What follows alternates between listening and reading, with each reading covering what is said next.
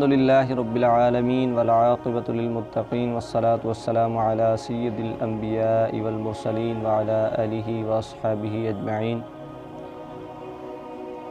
السلام علیکم ورحمۃ اللہ وبرکاتہ۔ ناظرین، آج آپ کو جو ہم واقعہ سنانے جا رہے ہیں وہ حضرت داؤد علیہ السلام کا ہے کہ وہ کس طرح بادشاہ بنے۔ تو چلے شروع کرتے ہیں۔ جب طالوت بنی اسرائیل کے بادشاہ بن گئے تو آپ نے بنی اسرائیل کو جہاد کے لیے تیار کیا، اور ایک کافر بادشاہ جالوت سے جنگ کرنے کے لیے اپنی فوج کو لے کر میدان جنگ میں نکلے۔ جالوت بہت ہی قداور اور نہایت ہی طاقتور بادشاہ تھا۔ وہ اپنے سر پر لوہے کی جو ٹوپی پہنتا تھا اس کا وزن 300 رطل تھا۔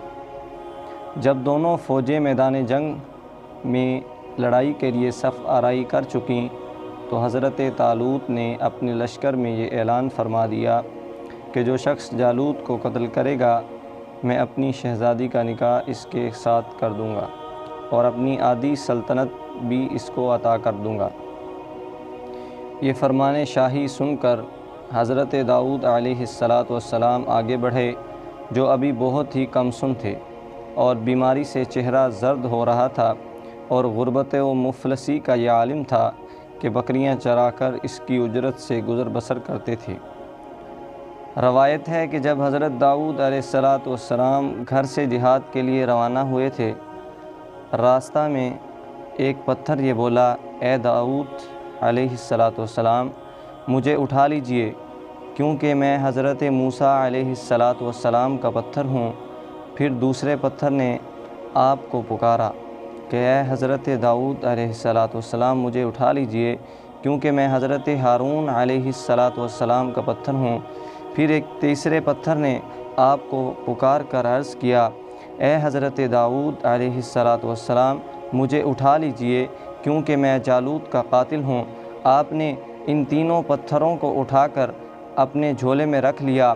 جب جنگ شروع ہوئی تو حضرت داؤد علیہ السلام ان پتھروں کو لے کر صفوں میں آگے بڑھے، اور جب جالوت پر آپ کی نظر پڑی تو آپ نے ان تینوں پتھروں کو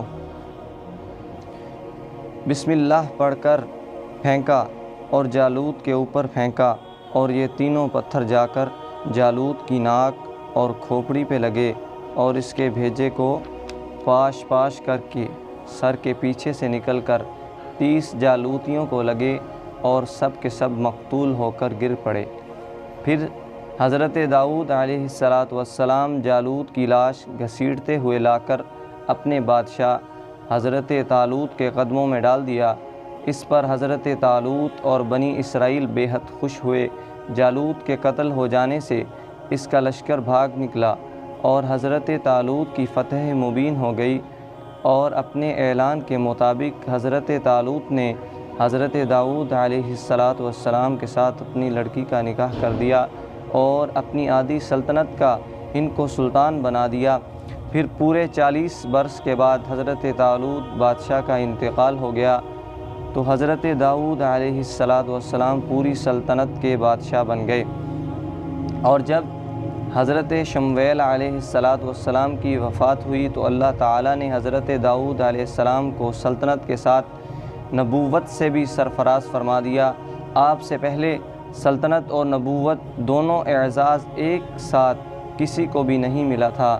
آپ پہلے شخص ہیں کہ ان دونوں عہدوں پر فائز ہو کر 70 برس تک سلطنت اور نبوت دونوں منصبوں کے فرائض پورے کرتے رہے، اور پھر آپ کے بعد آپ کے فرزند حضرت سلیمان علیہ السلام کو بھی اللہ تعالیٰ نے سلطنت اور نبوت دونوں مرتبوں سے سرفراز فرمایا۔ اس واقعے کا اجمالی بیان قرآن مجید کی سورہ بقرہ میں اس طرح ہے کہ وَقَتَلَ دَاوُودُ جَالُوتَ وَآتَاهُ اللَّهُ الْمُلْكَ وَالْحِكْمَةَ وَعَلَّمَهُ مِمَّا يَشَاءُ۔ البقرہ رکوع 33 پارہ 2۔ اور حضرت داؤد علیہ السلام نے جالوت کو قتل کر دیا، اور اللہ نے انہیں سلطنت اور حکمت عطا فرمائی، اور انہیں جو چاہا سکھا دیا۔ حضرت داؤد علیہ السلام کا ذریعہ معاش۔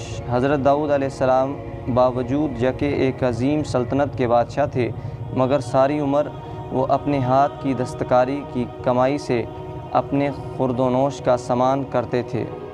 اللہ تعالیٰ نے آپ کو یہ معجزہ عطا فرمایا تھا کہ آپ لوہے کو ہاتھ میں لیتے تو وہ موم کی طرح نرم ہو جایا کرتا تھا، اور آپ اس سے زریں بنایا کرتے تھے اور ان کو فروخت کر کے اس رقم کو اپنے ذریعہ معاش بنائے ہوئے تھے، اور اللہ تعالیٰ نے آپ کو پرندوں کی بولی بھی سکھائی تھی۔